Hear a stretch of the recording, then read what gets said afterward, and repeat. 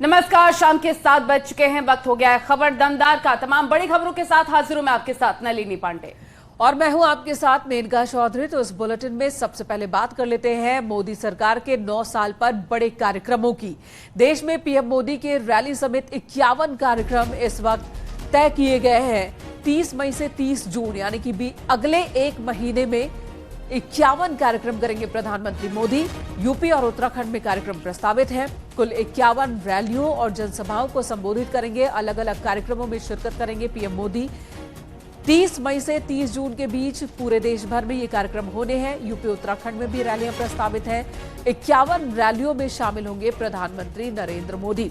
9 साल पूरे हो रहे हैं केंद्र में बीजेपी की सरकार के प्रधानमंत्री बने नरेंद्र मोदी को, और ऐसे में 51 कार्यक्रमों में शिरकत करेंगे प्रधानमंत्री नरेंद्र मोदी।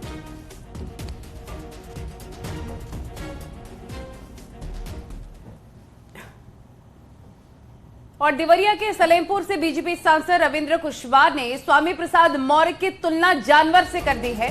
बीजेपी सांसद ने कहा कि स्वामी प्रसाद मौर्य राजनीति के कीट पतंगे हैं, कभी इधर जाते हैं कभी उधर जाते हैं, लेकिन जब भारतीय जनता पार्टी की ज्वाला जलती है तो उसमें भस्म हो जाते हैं। वो तो स्वामी प्रसाद मौर्य खुद को अपने को नेवला उसने एक बार बताया था। तो ये सब जानवरों के बारे में क्या बात किया जाए। और जानवर आज की राजनीति में टिप्पणी करने लगे हैं बागेश्वर धाम के ऊपर। हमको नहीं लगता है कि ये स्वामी प्रसाद मौर्य जैसे ये कीट फतिंगे हैं ये राजनीति के, कभी इधर कूदते हैं कभी उधर कूदते हैं, और जब भारतीय जनता पार्टी की ज्वाला जलती है ना तो उसी में जल के भस्म हो जाते हैं। आपको बता दें कि स्वामी प्रसाद मौर्य ने बाबा बागेश्वर पर निशाना साधते हुए कहा था कि मच्छरों और मक्खियों के भिनभिनाने से बादलों की आवाज नहीं निकल सकती। नक्कार खाने में तूती की आवाज बाबा नहीं 1000 की संख्या में लोग बोलने तो इस देश की जनता संज्ञान नहीं लेगी। ये स्वामी प्रसाद मौर्य के बोल थे। देश भारतीय संविधान से चलेगा, किसी बाबा के बयान से नहीं चलेगा। और स्वामी प्रसाद मौर्य के इसी बयान पर पलटवार हुआ है।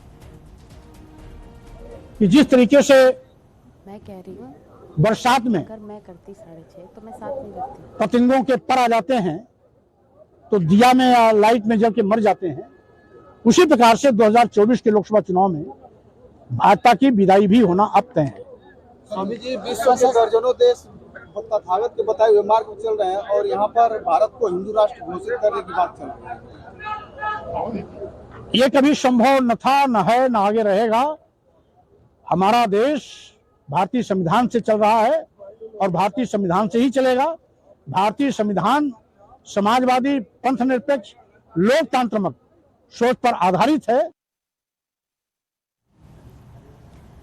और इस बीच प्रयागराज से बड़ी खबर मिल रही है। अतीक की बहन के सरेंडर अर्जी पर सुनवाई। धूमनगंज पुलिस ने कोर्ट में रिपोर्ट पेश की है। रिपोर्ट में आयशा नूरी को बताया साजिशकर्ता। सीजेएम कोर्ट ने रिपोर्ट स्वीकार कर ली है। 25 मई को सरेंडर अर्जी पर फिर से सुनवाई और शूटर्स को पनाह और आर्थिक मदद करने का आरोप है। ये बड़ी खबर। सर्वेश दुबे हमारे सहयोगी प्रयागराज से इस वक्त हमारे साथ जुड़ चुके हैं। सर्वेश, एक तरफ तो जमानत के लिए वो कोर्ट में पहुंच रही हैं और दूसरी तरफ उनके ऊपर गंभीर से गंभीर आरोप लगाए जा रहे हैं, और ऐसे में मुश्किल ही है कि जमानत मिलेगी अंतरिम।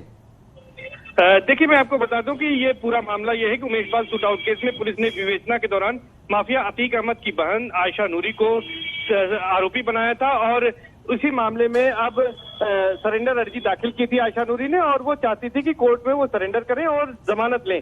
लेकिन इससे पहले कोर्ट ने, सीजेएम कोर्ट ने धूमनगंज थाना पुलिस से रिपोर्ट मांगी थी, और रिपोर्ट कई बार से, पिछली कई सुनवाई से धूमनगंज थाना पुलिस दाखिल नहीं कर रही थी, जिस पर कोर्ट ने कड़ा रुख अपनाते हुए धूमनगंज थाना प्रभारी को तलब किया था।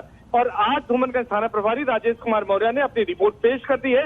रिपोर्ट में जो लिखा है, मैं अगर दर्शकों को बताऊं तो ये बताया है कि आयशा नूरी मेरठ की निवासी हैं और डॉक्टर अखलाक अहमद की पत्नी है, और उमेश पाल शूटआउट केस में विवेचना के दौरान उन्हें साजिशकर्ता के रूप में देखा गया है। तो और ऐसे में सरेंडर अर्जी पर फैसला उनके हक में आएगा, आयशा के हक में आएगा। अगर अदालत इन दलीलों को मान लेती तो बहुत मुश्किल लग रहा है। धन्यवाद सर्वेश इस वक्त आपको पूरी जानकारी देने के लिए।